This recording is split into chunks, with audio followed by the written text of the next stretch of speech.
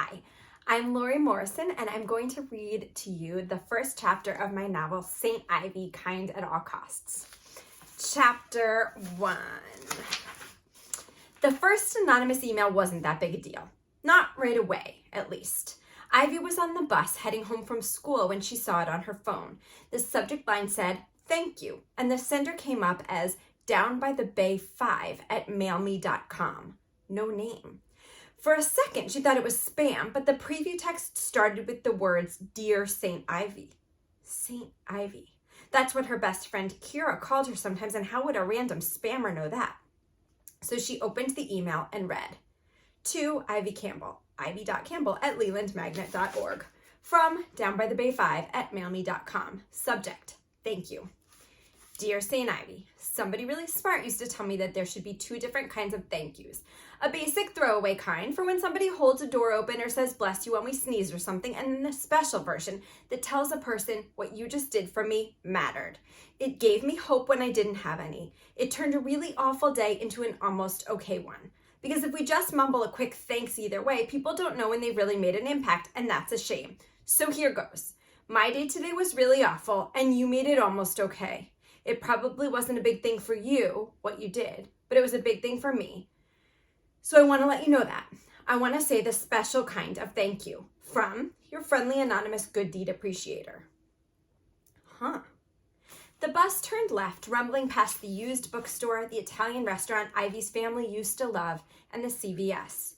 Was this a joke? It didn't seem like a joke. If she really improved somebody's day this much, she was happy. But she was confused, too. Why did this person want to be anonymous? Who was it?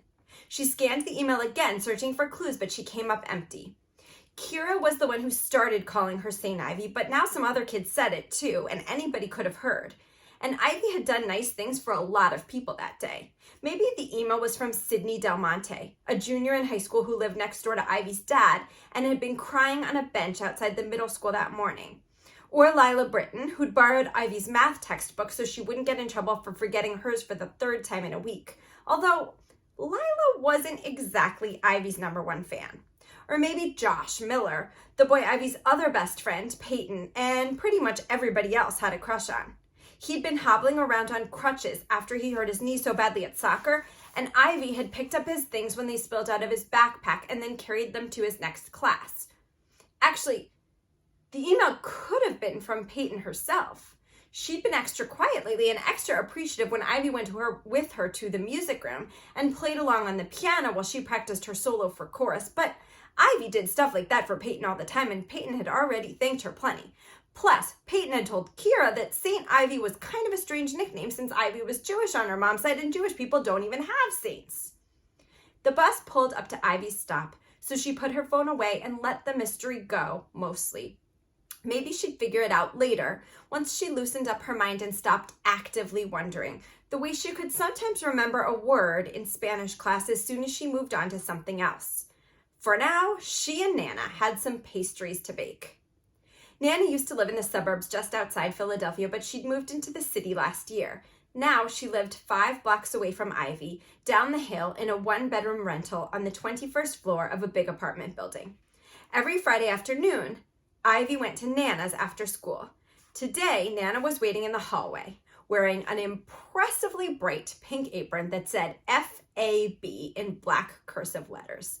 "Ta-da!" Nana said, doing a little twirl. "I got us aprons. Do you love them?" Wow, Ivy replied. I know." Nana pointed at the letters one by one. "Friday afternoon baking, FAB. Fabulous, right?" "Definitely fabulous," Ivy agreed. Nana kissed her cheek. "I knew you'd love them." She handed Ivy a matching apron in bright purple. It was stiff and scratchy and completely ridiculous, but Nana's whole face lit up when Ivy put it on. "Now don't just stand there," Nana said. "This hallway's sweltering and our time is limited." Ivy wasn't sure if Nana meant our time in a literal sense, as in the 2.5 hours before Ivy went home and Nana went to her neighbor's apartment for Shabbat dinner, or in a more philosophical sense, as in their time on this planet as mortal beings. It could have been either, because Nana said tons of super morbid things. Mom said it was because She had too much time to think now that she'd retired from her job as an elementary school principal. In fact, the whole reason they'd started Friday afternoon baking lessons was because every time Nana baked something delicious, she reminded Mom, Ivy, and Ivy's brother Will that she didn't cook from a book. So after she died, all her recipes would go with her. Mom got sad and flustered every time she said it, and Ivy didn't have anything else to do on Friday afternoon, so the whole thing was a win-win. A win-win-win, actually, because everyone got to eat a whole lot of truly outstanding desserts, too. Nana led Ivy into the kitchen where she'd lined up flour, sugar, salt, walnuts, and chocolate chips on the shiny, clean counter. "It's a perfect day to make rugula, don't you think?" she asked. "Definitely," Ivy said, because rugula was delicious, especially Nana's, so there couldn't be an imperfect day to make it. Nana plucked the cold stuff out of the fridge, adding butter, cream cheese, and blackberry preserves to her ingredient parade, and Ivy turned to a fresh sheet of paper in her recipe notebook. She wrote the word rugula in her prettiest handwriting and copied down the facts Nana rattled off. How the word rugula was Yiddish for rolled things, and it was an American version of an old Eastern European pastry called kipfel. Nana said the only real difference was that bakers in the U.S. had added cream cheese to the dough a couple generations back. Now, it's fine to change up the filling however you want, but the dough is just right as it is. You got that? Nana said, pointing at Ivy with a bright pink fingernail that matched her apron. Nana believed in signature colors, and bright pink was hers. "Got it," Ivy replied. "No substituting coconut oil or fat-free yogurt or any of that health food stuff for these good fats. Rugula isn't going to be healthy, and that's why it's good for you. You write that down too." That was kind of a knock on Ivy's dad and his partner, Leo, who had gone through a health food kick recently when they swore by chia seeds and flaxseed meal and made some extremely disappointing cookie bars. But it wasn't a mean knock because Nana loved Dad and Leo.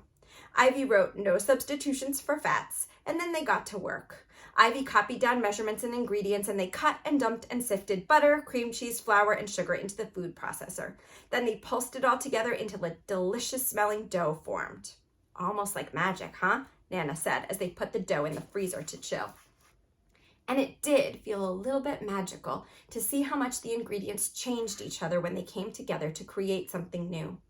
They mixed up the blackberry chocolate filling, and once the dough was cool enough, they flattened it out and sliced it into triangles with a pizza cutter. Then Ivy spread the gloppy filling across the top as flat and even as she could. "Oh, don't bother trying to make it too neat," Nana said. "It's all going to ooze out the edges and make a big, beautiful mess."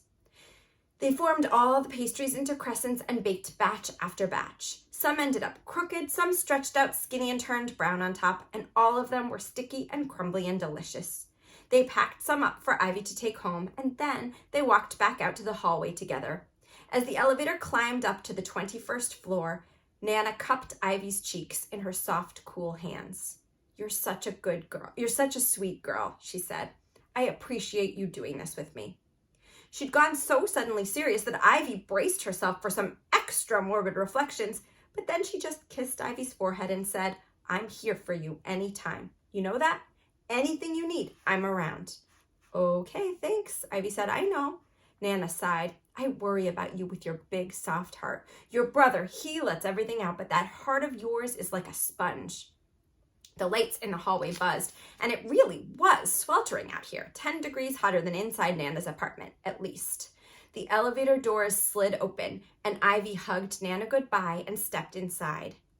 What did that even mean, that Ivy's heart was like a sponge? It was a good thing that Ivy cared about other people and tried to help them. Just ask downbythebay5@mailme.com. Having a kind heart, doing generous things, and caring for other people, that was what made Ivy special. It was the thing that made her Ivy. She wasn't a genius like Kira. That had become obvious once they'd started middle school. She wasn't an amazing singer like Peyton or a star athlete like Will, but she was kind.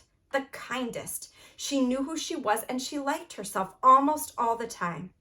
There were a zillion new texts in the ongoing group chat with Kira and Peyton, so Ivy didn't have time to focus on Nana's super sentimental send-off after she got out of the elevator and walked outside. She had to catch up on what they'd been saying without her and figure out something good to add because she was a little bit afraid they might start a new chain without her next time if she didn't. Later, she couldn't believe she hadn't realized why Nana had gone all serious like that, but it wouldn't have occurred to her in a million years that Mom would tell Nana what was happening before she told Ivy.